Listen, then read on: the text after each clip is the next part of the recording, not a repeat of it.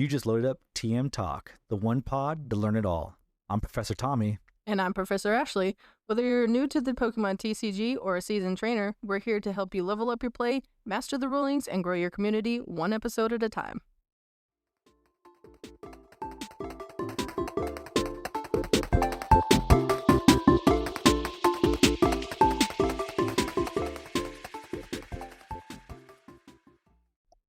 Welcome back to another episode of TM Talk. I am Professor Tommy, and I am joined once again with my co-host, Professor Ashley. Today, we are going to go over the recap of both regionals that happened this past weekend. We're going to go over Milwaukee and Belo Horizonte. We're going to let you know how each of the different games went, how they finished out. And also, of course, the most important part is how we did with our predictions. Are we worth listening to? Do we know what we're talking about? So we'll let you know that today as we discuss those predictions. But first, let me get this out of the way, right? Hey, I think we've been listening to each other long enough. We're friends, right? But I don't want this to be a one-sided conversation. I want this to be a one-sided friendship. Talk to us. Let us know how you feel. Comment with us. Drop the like, drop the subscribe, or write to us, tmtalkpodcast@gmail.com. Find us on all the socials, YouTube, Instagram, X.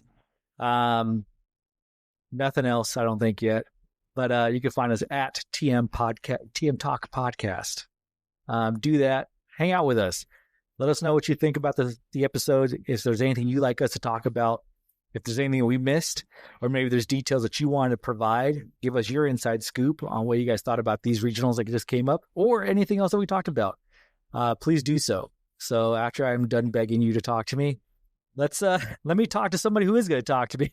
Ashley, how are you doing today? How's your week been so far? I'm doing pretty good so far. You're cracking me up today. I'm on one today. He is definitely on one. Like, I wish you guys could have heard that. Poor Tommy had a little bit of mess up, and I almost spent my water. But I'm doing pretty good. I feel like this is a good day, even if there's some mess ups outside. We're doing pretty good. I can't even really think of anything that I've been doing. Pretty much just getting ready for a super, super busy season at work. If some of you guys don't know, I work for a delivery company. I'm not going to name them so I don't get in trouble. But I help load trucks in the mornings, and we're about to start getting super, super busy in the mornings. And I worked there last year about this time, and the amount of packages that come through there is crazy. I can't even tell you how many packages I had to deal with last year. So that's what I'm doing. So how are you doing today, Tommy? Besides losing my mind slowly, I'm doing just fine. Yeah, Ashley is correct. I've had a lot of it's taken us 10 minutes just to get to this intro part, so deal with that for a little bit. But doing pretty good. I'm super busy at work right now, getting to the final stages of a project that I'm working on. I work as a software developer, and everything else the company wants to throw at me. So trying to make sure this project gets done on time. So having a good time with that. Just trying to survive that stress. Hung out with the family this weekend, watched a little bit of the regionals going on, which was Milwaukee, in between all the chores that we were doing here at home. And then we just had our league meetup last night, which I thought went really well. Tested out a lot of the new decks that people saw from this past weekend with Mega Evolutions being out. First major regional. I think a lot of people were excited to see what was coming out and what was new to play. So definitely tested out some of those this weekend and yesterday as well. So had a good time with all that. But like we just discussed, right? Crazy weekend this weekend because of the regionals that happened. It was two regionals in one weekend. Milwaukee and Belo Horizonte were the two regionals. Of course, Milwaukee was the only one streaming, which I think that's a crime against humanity. We should be streaming all the matches, streaming all the regionals, given Belo Horizonte they do. But I'm sure those players there put up great showings. So we will give you recaps on how those finished, but we will be talking mostly about Milwaukee, what we could actually watch, and give you updates on. So let's jump right into it, right? So let's start off with Pokemon Go. Pokemon Go in Milwaukee was pretty awesome. The top 12 Pokemon first. The most popular was Cradily at 69%, followed by Galarian Corsola. Not any surprises there because those two are a tag team. If you see one, you're going to see the other. And then Gastrodon was there at 43%. Then we had Clodsire, and then Corviknight and Galarian Moltres. Phase 2, more the same. Cradily was even higher at 81%, with Galarian Corsola right behind at 56%. Then Clodsire at 31%, Corviknight at 25%. And then to finish out that top 6 was Fortress, and Gastrodon fell down to the 6th spot. But the finals are pretty cool with Milwaukee. Pokemon Go, it was an exciting showdown between Pravnov and Meteor Fallen. Pravnov came from the loser's bracket and just immediately swept Meteor Fallen in the first bracket, winning the first 3 games 3-0, led to a bracket reset. But Meteor Fallen did not give up, made a great comeback, and showcased all of his Pokemon that he selected for his team in that final bracket. And his team was pretty amazing. He had, of course, Cradily, he had Galarian Corsola, he had Shadow Marowak, Bastiodon, which is a second showing for Bastiodon in North America Regional back-to-back in the finals, and Blastoise, and then a surprising pick, which was Fearow. Fearow has never won a Pokemon Go Regionals as being part of a team or anything like that, but that did not stop Meteor Fallen from selecting that Pokemon and taking it all the way to the finals. Pranav, he had a Galarian Sunkiss, Fortress, Cradily, Murkrow, Corviknight, and Galarian Corsola. So in this matchup, it came down to the final game of the final bracket. And in this final match, it really came down to Pravnov's energy management.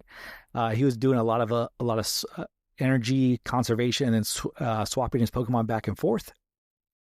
And then Meteor was just trying to do everything he can to just hang in there and make sure his Pokemon were doing the best at countering those Pokemon. So it came down to the very last 2 Pokemon was a Corviknight for Pravnov and a Galarian Corsola for Meteor. Meteor came back. He actually lost 1 Pokemon and then came back with his Cradily. Did a double knockout between him and Pravnov's Pokemon, which led them to be 1-1. But Pravnov had the energy stored on his Corviknight, hit Air Cutter, and was like, this has got to be it. This Corsola is done. But with just 1 HP in a dream, Galarian Corsola hung on, put the final hit on that Corviknight, knocked it out, and led to Meteor Fallen's first ever tournament victory. And this is the first ever tournament he's ever played in. So that's really amazing to see him come all the way up and win his first tournament. Great job to Meteor Fallen. And he actually gave Fearow its first Pokemon Go victory as well as part of a Pokemon Go team. So congratulations to Meteor Fallen on that. And congratulations to Pravnov for putting up a great effort, great battle in that finals and making it all his way up there to the finals in Milwaukee. Any thoughts you had on the Milwaukee finals, Ashley? That sounds like it was like an extremely super fun-filled, action-packed finals. I wish I could have seen it. I may have to go back and see if I can watch it, just so I can watch it. And it's always awesome to see these players come up from, like you said, this was Meteor Fallen's first ever tournament, and for them to come and just take over the entire thing, it kind of just shows you that sometimes there's really good players that just haven't been able to showcase themselves yet. And I feel like this was the perfect one to showcase them and just come out and show, hey, I like Pokemon Go and I'm going to win this tournament. And I did. Yeah, for sure. It was pretty amazing to see. And I didn't know that about Meteor Fallen until the announcers announced it.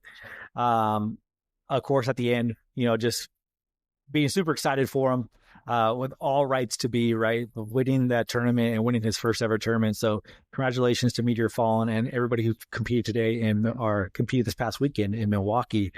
And to kind of recap what happened in Belo Horizonte, Zardi took Belo Horizonte and won against LND's Rargif, with an interesting team as well, with Azulmaril, Cordilli, Diggersby, Shadow Dustnor, Galarian Moltres, and Tinkerton to finish out his team, and won in Belo Horizonte.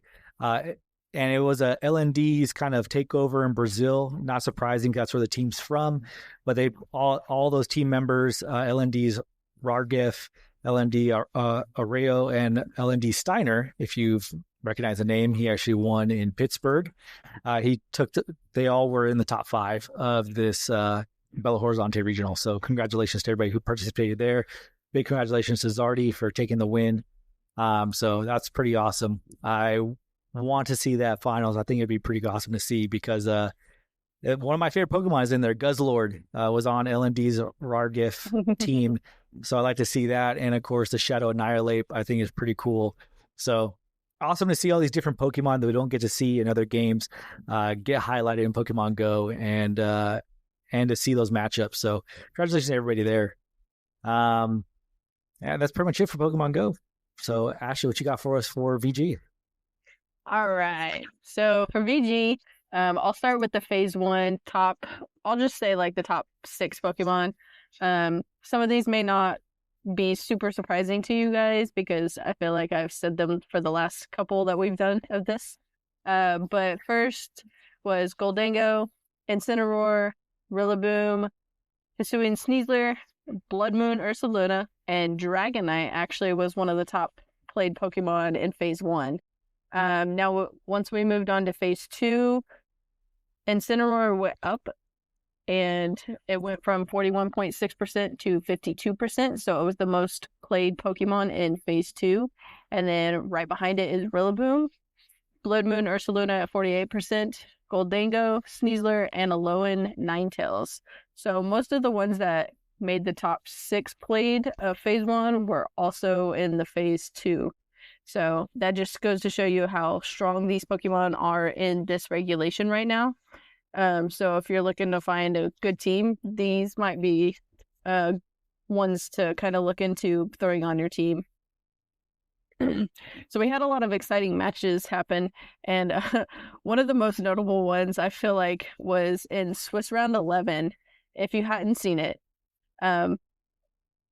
if you don't know, you're only allowed 1 per Pokemon, so you can't have 2 of the same. But this one was a special occasion because we saw a triple Blood Moon Ursaluna on the field. And for those of you who don't know, it's because of Zoroark.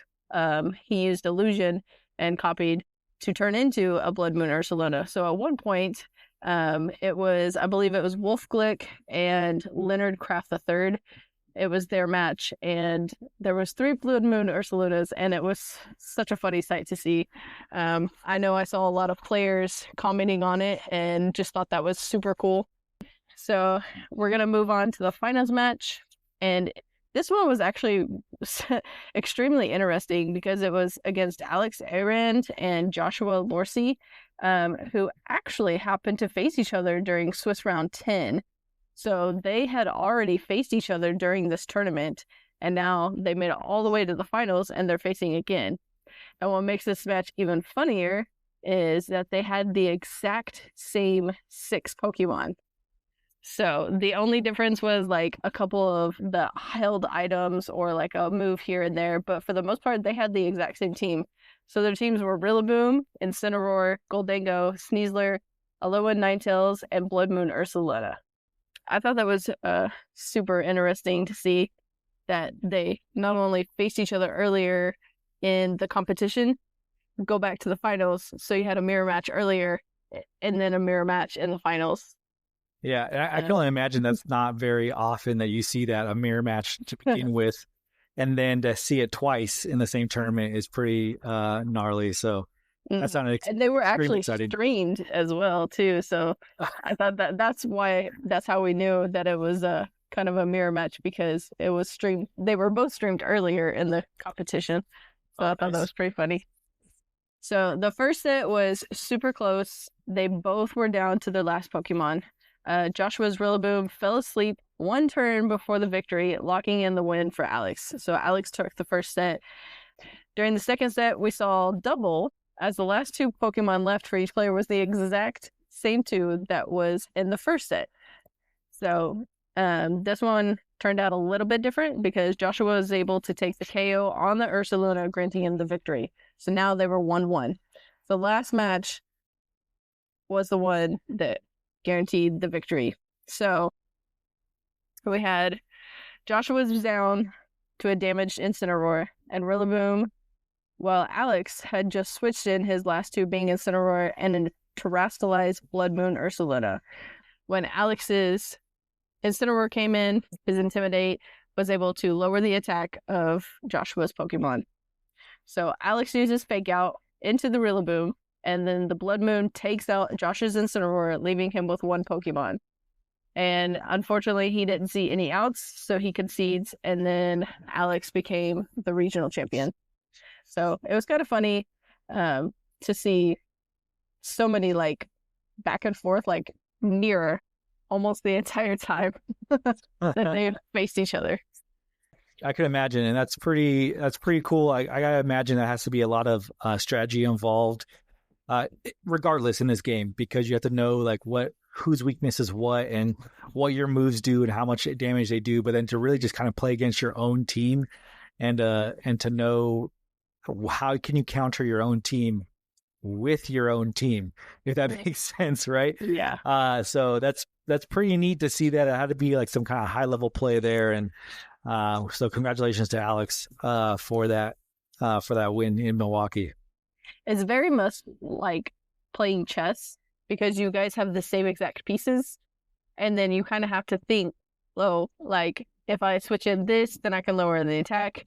If I switch into this one, like Rillaboom sets the grassy field, which heals Pokemon, so you don't want to really lose that. So you can switch it into like Incineroar, where it comes out with the Intimidate, lowers the attack.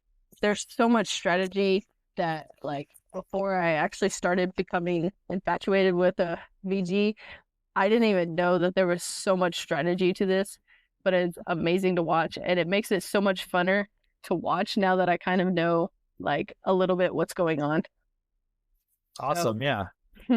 That's super cool. I'm glad you're learning about this, because you could teach me, because I'm just like, oh, that's cool. That's a cool Pokemon. How'd you use that one? Yes. I will definitely teach you. For sure. We're gonna have to, whenever Legend ZA comes out, I'm gonna have to let you play some of it sometime. So, or I'll just stream it in our Discord. So, there you go. Because I said I was going to. All right. So moving on from Milwaukee, we're gonna move on to Belo Horizonte. Unfortunately, like Tommy said earlier, we didn't have a stream for this, so I'll just kind of give you guys the top two teams. So in first place was Renzo Navarro with Rillaboom, Incineroar, Volcarona, Sneasler, Alolan Ninetales, and Blood Moon Ursaluna. And then in second place was Victor Vieira with, it looks like the Wash Rotom, Incineroar, Goldango, Flamigo, Porygon 2, and the regular Ursaluna. So, I wish I could have seen that. I bet if I kind of look, I'm sure I could find it eventually, but that one seems like it was pretty cool to watch as well. Do you have any closing thoughts on the VG, Tommy? No, I mean, it's pretty cool. I know there's a lot of talk about the new regulation coming out pretty soon, and getting prepared for that. So interested to see how this regulation ends with these Pokemon that are up top. We're seeing Incineroar a lot, Goldango a lot. Blood Moon Ursaluna is really making an impact. So just I haven't looked into it yet, but seeing how the new regulation kind of shakes things up is probably gonna be pretty exciting for the VG crowd, to see what kind of new Pokemon come out that are going to be really viable for this tournament. So looking forward to that. Yep. It's definitely going to be super fun whenever we start the new regulation. I believe it starts next month. So really, I think we only have like one more regional in this regulation, and then it switches. So, all right. So we're going to move on to TCG. Let's do that. Yeah. This is more of our specialty because we've been playing it a little bit longer. Yeah, just a little bit. Just a little bit longer. A little bit. So interesting enough, I got some graphics from PokeHive. Once again, if you want to see some graphics for TCG and see what the meta was at both of these regionals, they combined them together. So Milwaukee and Belo Horizonte, they combined all the different the deck metas for those two regionals, put them together into one graphic for you. So you want to check that out. Check them out, PokeHive. Also, I'll do a shout out for Dracoviz, Dracoviz, Dracoviz. They're the ones where I get all the Pokemon Go visuals and data that I look at. They do a great job collecting that as well. So forgot to mention them before, mention them now. Check out Dracoviz. And Ashley? And for VG, if you want to look up certain graphics, I typically get them from Victory Road. VG, I think it's Victory Road VGC is what it is. Yep. Yeah, for sure. So definitely a big shout out to all those people who put in the hard work to analyze all this data and put into nice, beautiful graphics that me and Ashley can read, and at least I can understand. So I appreciate that. So looking at day one, there's actually, because this is the new set for TCG, it came out, Mega Evolutions. This first time it was legal. I think we all kind of knew there was going to be a lot of new decks coming out, or new variations, or new additions to old decks to make them more viable as we make our way to these regionals. But I was really surprised with a 26% other category taking over the regionals, which means that it's a deck that doesn't fit into a normal archetype that they have out there. They don't have that graphic, or they don't have that collection for those specific decks. So 26% of them, people were playing other types of decks than the regular meta. So really interesting to see that. Followed by that, 8.9% was Charizard Pidgeot, followed by 8.7 into Grimmsnarl. 8.6 was Ceruledge. 8.4 was Gardevoir. 7.3 Dragapult Dusknoir. 7.2 Goldango with Lunatone, Solrock. And then 5.7% for Gardevoir Jellicent, 5.2 for Raging Bolt, 4.7 for Terrabox, 3.2 for Zoroark, 2.7 for the Goldango Joltik, and 2.6 for a brand new deck, Mega Absol Box. And that was probably the talk of the town for these regionals and for TCG in general, is seeing the success of Mega Absol Box coming out of nowhere. And all started with a tweet from Tord saying, "Hey, I made it into Milwaukee Regional. I'm looking forward to playing something fun." And then everybody guessing on what he's playing. And finally on Friday before the tournament, he actually dropped his list in his Metafy group. Somebody leaked it, and everybody knew, oh, this is what Tord's playing, Mega Absol Box. And it was the right call. It was a good call. A lot of people did very well. But I gave you all those statistics, and if you were listening along, you could tell that they were not separated by much. 8.9, 8.7, 8.6, 8.4. Like, we're talking very minute numbers here, like off a couple, like 10 or less deck choices from each other going into this. So a lot of spread here in the meta group. As we go into day two, we separate the best from the rest. We still had 22% people playing other decks, which is once again amazing. Then we had 9.6 playing Grimmsnarl, then followed by 8.9 with Goldango, Lunatone. 8.6 Mega Absol Box, jumped all the way up from 2.6 in day one to 8.6 in day two. So great conversion rate for Mega Absol Box. Gardevoir 8.3, and then Charizard 7.8 and Ceruledge 7.3. And then after that, at 7% is Dragapult Dusknoir, followed by Terrabox, Raging Bolt, Guardy Jellicent, Joltik, and followed by Zoroark at 2.2%. So a big change there, a fluctuation of decks where they ended up at on the meta, which was pretty interesting to me. Specifically in Milwaukee, I think nobody except one person, except for our own Professor Ashley, saw this coming. But Cerulege was the number one deck played in Milwaukee alone.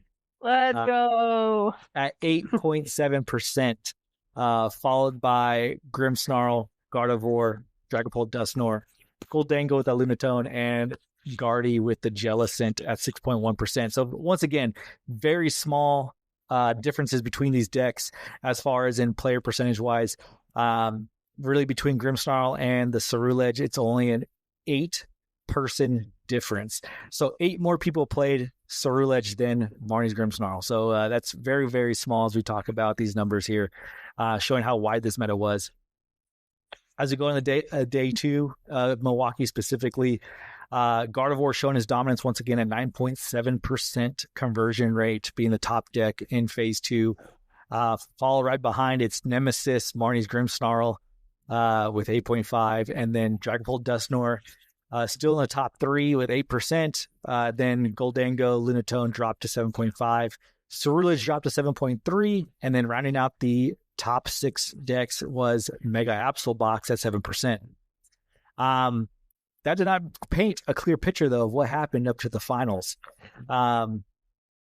which, as we're looking at, in our top 8 was Tord Redcliffe with Mega Absolbox, Ian Robb with Gardevoir Jellicent, Xander Piro with another Mega Absolbox, Brandon Salazar with Grimmsnarl, Hale Obernolte with a Mega Absolbox, Rowan Stabenow with Gardevoir Jellicent, and then Ban Ahmed. Maybe you might recognize that name.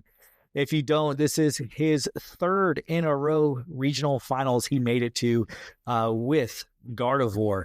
This time he's not playing the Jellicent version. He was playing straight Gardevoir, and he ran into the finals against Jackson Ford, who was playing my boy, Charizard Pidgeot.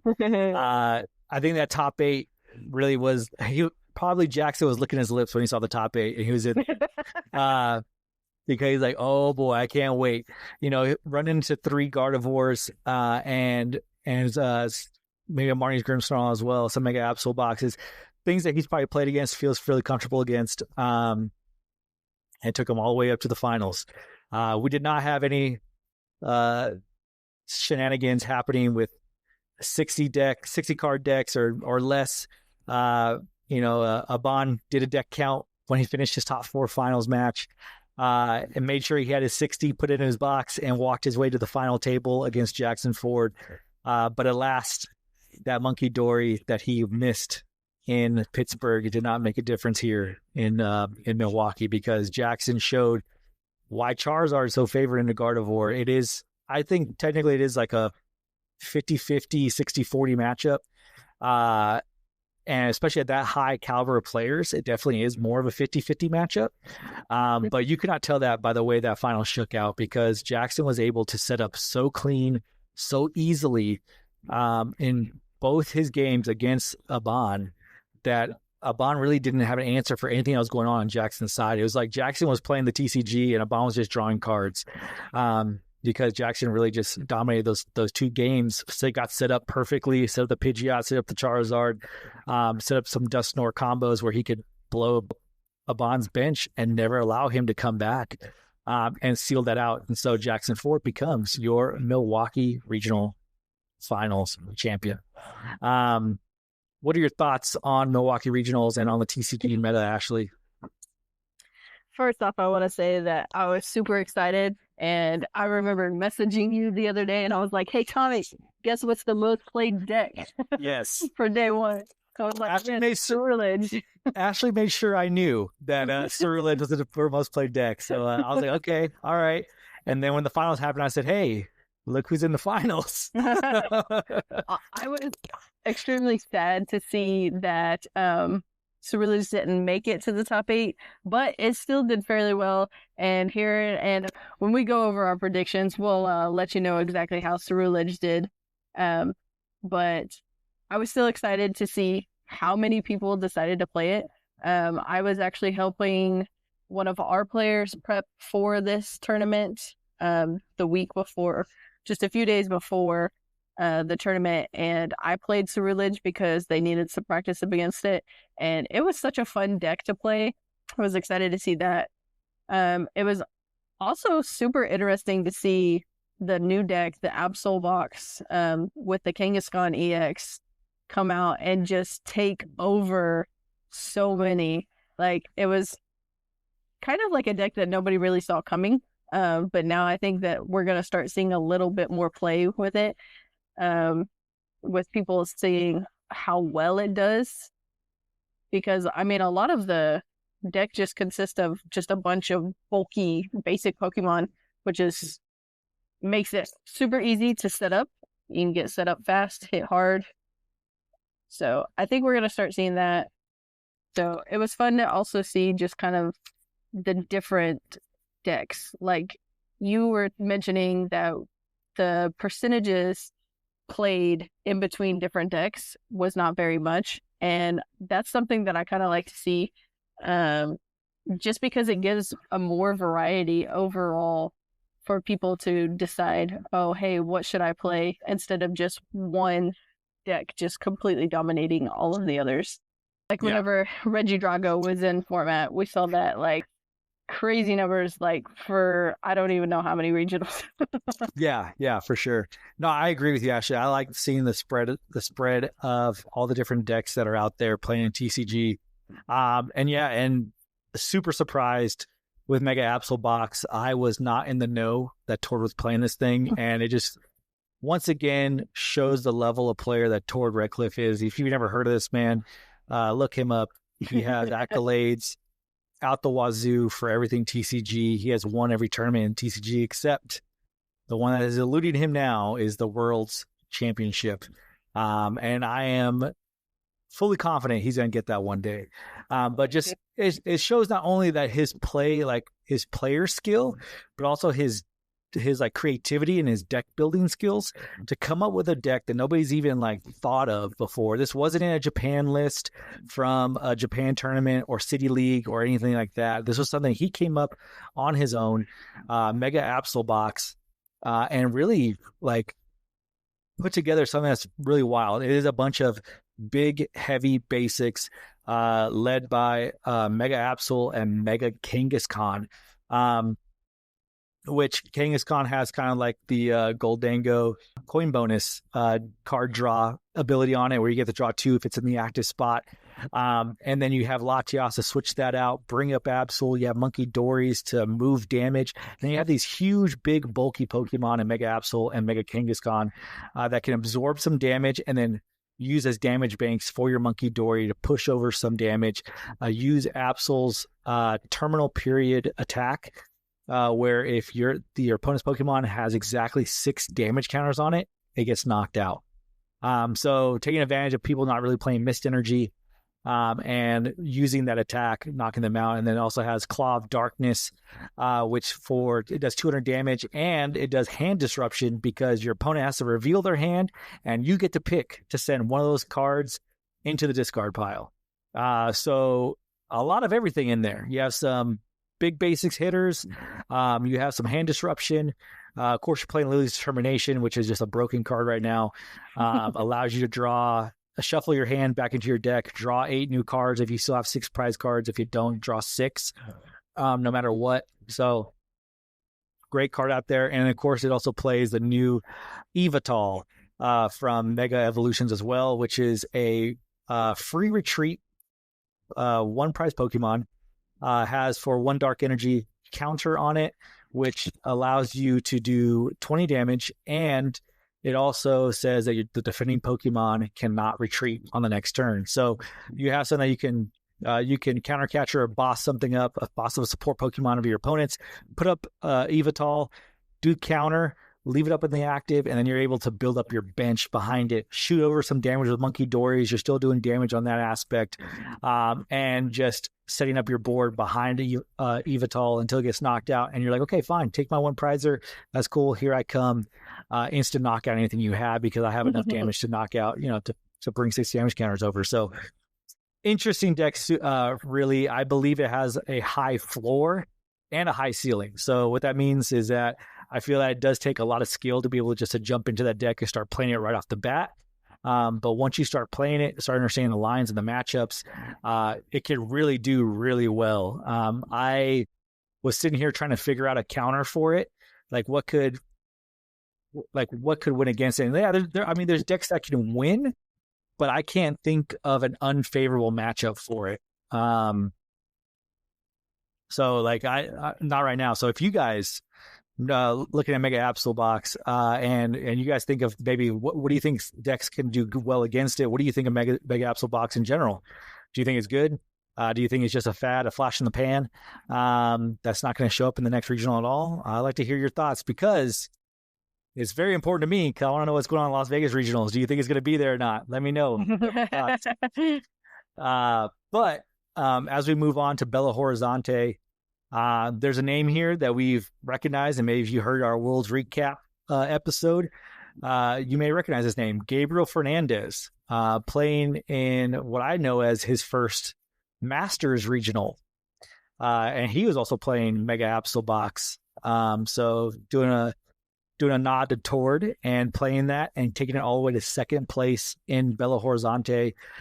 He did just come up short against Gustavo Wada with Gardevoir. So Gardevoir did show that it can beat Mega Absol and take home the first place finish in Belo Horizonte. So congratulations to Gabriel and Gustavo for coming to the finals in Belo Horizonte. And rounding out the top 5 was Jolted Box, Marnie's Grimmsnarl, and Gardevoir Jellicent. So once again, I think a lot of different decks here as I look at the top 16 list from both. Anything from either one of those tournaments, Ashley, that really stick out to you? Anything that any of those decks that you say is pretty cool to see or that you weren't expecting? If we look at the Belo Horizonte in, what is it, 13th place? Hold on. This thing. Oh, no. I'm a couple off. I'm looking at the wrong one. Oh, okay. The wrong line. In 9th place was our Chaladon. Oh, so, yeah. Yeah. So that made it almost to a top 8. So let me see if I can pull up that deck list real quick. That's pretty cool. Kind of one that we haven't really seen it a lot. So let's see. Oh, this one plays the Mega Mawile, which is it's a basic 270 HP. It has 2 different attacks. The first one is Gobble Down for 2 still energy. This attack does 80 damage for each prize card you have taken. So that's super good to play late game. And then the second one, it takes 2 still and 1 colorless. It's called Huge Bite for 260. If your opponent's active Pokemon already has any damage counter on it, this attack's base damage is 30. So I guess that would be good to use for one that you haven't hit into. Yeah. Very interesting. Yeah, it's pretty cool. So, interesting build. Yeah, like, let's pull it up here. I know you're looking at it. Let me pull it up as well because I do think it's pretty interesting to see our Chaladon. We're usually we haven't really seen our Chaladon do well since before rotation where they had Dialga with it. So and then Dialga is more of the main attacker with our Chaladon kind of hanging out there with it, and then also the Matangs, which would accelerate energy to it as well. But our Chaladon is pretty cool because it does accelerate energy to any of your metal Pokemon. And this list also plays Monkey Dory. So using the Mega Mawile to go ahead and hit for the Huge Bite. If your opponent already has damage counters on it, this attack base damage is 30. So hitting a fresh Pokemon with 260. And then being able maybe to collect damage with the Monkey Dory and push back another 30 damage on the next turn, knock that out, and come back and knock out something else like a Pheasantipity or a Latias or something like that. Taking 4 prize cards in one turn is pretty big. And plus, both this Mega Mawile is a 270 HP Pokemon. Our Chaladon has 300 HP. So those are big Pokemon that are hard to knock out. So definitely playing that prize race game. But I think that's pretty cool. And like the Gobble Down, which is doing 80 damage for each prize card you have taken, Definitely a great way to close out the game, doing massive amounts of damage. You're doing 400 damage if you've taken 4 or 5 prize cards already. So crazy, crazy amount. So cool inclusion. I do like Archaludon as a deck. I liked it with the poison package. I'm gonna check out this Mega Mawile EX version and see how I like that. But yeah, great call out for that one. I think the biggest one for me when I was looking at this was actually in Milwaukee. I saw a return of a deck that we haven't seen in a long time, and that's Pidgeot Control. Pidgeot Control actually came in the top 15 by Cooper Cole out there. And I know there's been a lot of players out there, if you know of All Out Blitzel, a big proponent of Pidgeot Control, but even he had to leave his favorite bird behind as he moved on to Raging Bolt and other decks trying to still stay competitive in this meta. So it hasn't really been great for Pidgeot Control recently, but maybe with the Mega Evolutions coming out, getting some new attackers, getting some new tech cards in there, maybe we might see a comeback of Pidgeot Control. So interesting deck choice for that. So let's move on to our predictions. Let's move on to see how we did in picking how these regionals are going to come out. So Ashley, I'm going to start you off. How did we do? How did we do, Ashley? Let us know. All right. So last time I won, and so now we're going to see if I won again or if Tommy won this time. But if you were listening and you've listened to our past episodes, you might already have kind of guessed who won this one. All right, so for Tommy's predictions for TCG, he chose Charizard Pidgeot, which won Milwaukee, and they got 25th in Belo Horizonte. So pretty good, especially since it won Milwaukee. So congratulations for that one. Yeah. For VG, he picked Incineroar, which won Milwaukee and Belo Horizonte because it was in both of the winning teams. So he got a double win there. And then for Pokemon GO, he chose Galarian Corsola, which won Milwaukee and got second in Belo Horizonte. So knowing how you did, how did I do this time, Tommy? All right. So Ashley picked Ceruledge, which was the most played deck in Milwaukee on day one. Ceruledge finished out Milwaukee at 13th and then 10th in Belo Horizonte. So pretty good picks there. Nice solid choice. Blood Moon Ursaluna won Milwaukee and Belo Horizonte. I mean, no surprise there that we picked 2 Pokemon on the winning teams of both regionals. So I think we know what we're talking about with VG. Ask me one of the 6 Pokemon, which one should you pick? Or Ashley, and we'll give you 2 of the 6 that are going to be really good. And then she also picked for Pokemon Go, Azumarill, which was 3rd in Milwaukee and won Belo Horizonte on Zardy's list. So great picks overall for Ashley as well.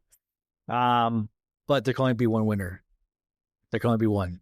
And I think if you listen closely, I want Galarian Corsola, 1 Milwaukee, 2nd in Belo. Charizard Pidgeot, 1 Milwaukee, 25th in Belo. I mean, I know I'm talking right now, but I think I came out on top on this one. I think I'm going to have to agree with you, and I think you did win this one. So congratulations for this one. Thank you. Thank you. Let us know, our listeners, let us know what who you thought was going to win. And if you agree, I think everybody will have to agree, though, because every single one of your picks won at least one regional, and only 2 of my picks won a regional. So I feel like that makes you the winner since you picked one that won every single one. Thank you. I had to avenge my loss from Pittsburgh. I had to take the gloves off, bring in the big dragon Charizard, and say, hey, this guy's going to make it all the way. So thank you to Jackson Ford for playing Charizard. And also, I hope you take this into consideration that we do know what we're talking about when we're talking about all things Pokemon, Pokemon Go, VG, and TCG. No, it's really fun doing these predictions and seeing how it comes out. It gives a little bit more level of excitement. Yeah, pizzazz, level of excitement to watching the regionals and trying to see what comes on top. And if you do remember our impact cards, right? I said the Soul Rock Lunatone combo. Ashley did say Lily's Determination, which Lily's Determination was a huge impact card out there as well. Was played in a lot of decks, a lot of stage 2 decks. Love that card because it's for them, it's a better version of Professor's Research because you don't have to discard your hand to get a new fresh card. So that was a great call. And I think that Lunatone Soul Rock in the Cerule Edge and in the Goldango definitely showed its presence there as well. So, but let us know how you guys did, what you guys thought. What were your predictions for Milwaukee? Hit us up at tmtalkpodcast@gmail.com or drop us a DM on any of our socials, Instagram, YouTube, and X at TM Talk Podcast. Love to hear what you guys thought. And let us know, once again, how great I did in my picks.